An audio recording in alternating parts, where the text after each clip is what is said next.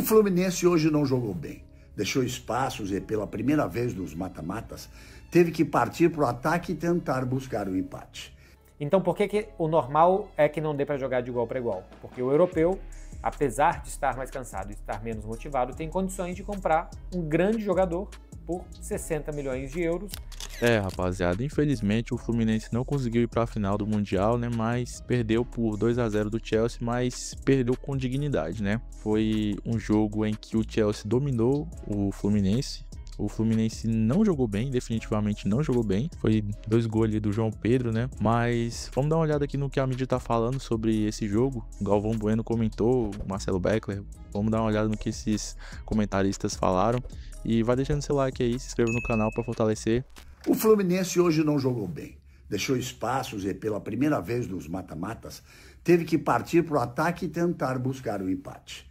Quase fez. Uma bola tirada em cima da linha e um pênalti marcado e cancelado no VAR. Aí João Pedro, garoto de Xerém, que já tinha feito um golaço no primeiro tempo, parte em contra-ataque contra uma defesa toda aberta e faz mais um golaço. Placar final, Chelsea com justiça 2-0 e a classificação para a grande decisão. Mas com muita dignidade, o time de Renato continuou tentando o ataque. Dignidade. Acho que essa é a palavra que melhor define a campanha tricolor. O Fluminense, Renato e seus jogadores chegaram onde podiam chegar e voltam para o Brasil muito maiores do que antes do Mundial. Tenho certeza que a torcida vai recebê-los no retorno ao Rio com muito carinho. O Flu fez bonito nessa Copa do Mundo de Clubes. Me incomoda o regulamento da FIFA. O cara que definiu o jogo hoje foi o João Pedro.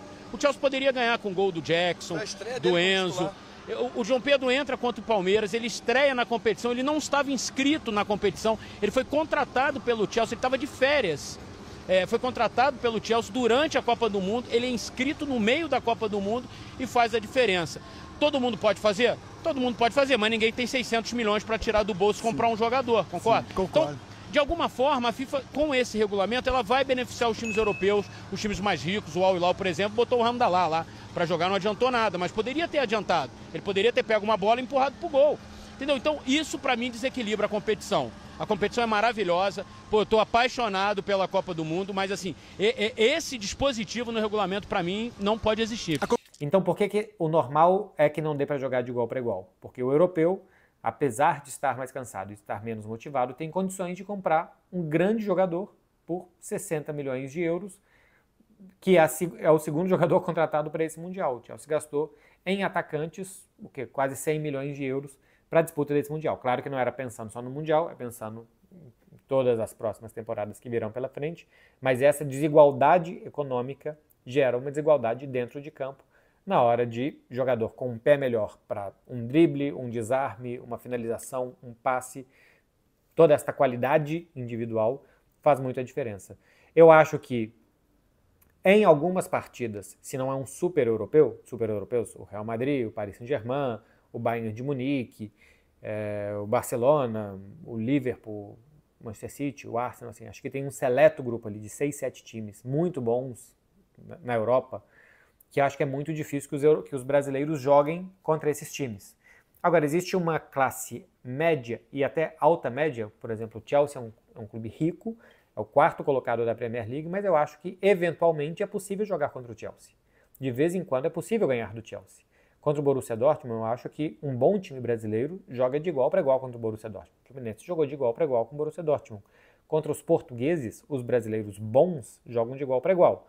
Outra coisa é que os brasileiros ainda que sejam grandes clubes, mas brasileiros de meio de tabela, o Atlético, o Cruzeiro nem está no meio de tabela, né? Está lá em cima. Mas estou pensando mais na classificação do ano passado, o Internacional, esses times um pouco mais para baixo, teriam, acho que, dificuldade de competir com os bons times portugueses, com o 4º colocado da Premier League, com o 4º colocado da Bundesliga, como foi o Dortmund, que disputou o Mundial. Mas os bons times do Brasil, eu já disse aqui em outros vídeos, acho que podem jogar contra os bons times europeus, só que contra os muito, muito bons times europeus vão ser em situações de exceção. Tem que estar muito estudado o adversário, tem que estar muito mais motivado do que eles, tem que estar muito melhor fisicamente e tem que estar num dia perfeito para jogar contra os super times. O Chelsea não é um super time. Então, contra o Chelsea, Podia ganhar, podia perder, eu achava o Chelsea favorito, alguma coisa de 65% a 35%, mas é um bom número ter 35% de possibilidades contra o Chelsea, apesar de toda essa diferença de dinheiro. Então, se esse jogo mostra a diferença do futebol brasileiro para o futebol europeu, eu acho que não, porque eu acho que se o Fluminense ganha, não iria mudar esse panorama, porque eventualmente, num dia muito motivado, se pode jogar contra o Chelsea. Eu estou vendo que está acontecendo uma discussão se o Flamengo, que venceu o Chelsea, mostrou mais no Mundial do que o Fluminense, que perdeu do Chelsea. Mas o Fluminense chegou na semifinal e o Flamengo não chegou na semifinal. O Flamengo não chegou na semifinal porque, entre outras coisas, venceu o Chelsea, passou em primeiro e pegou o Bayern de Munique nas oitavas de final. Eu acho isso tão irrelevante.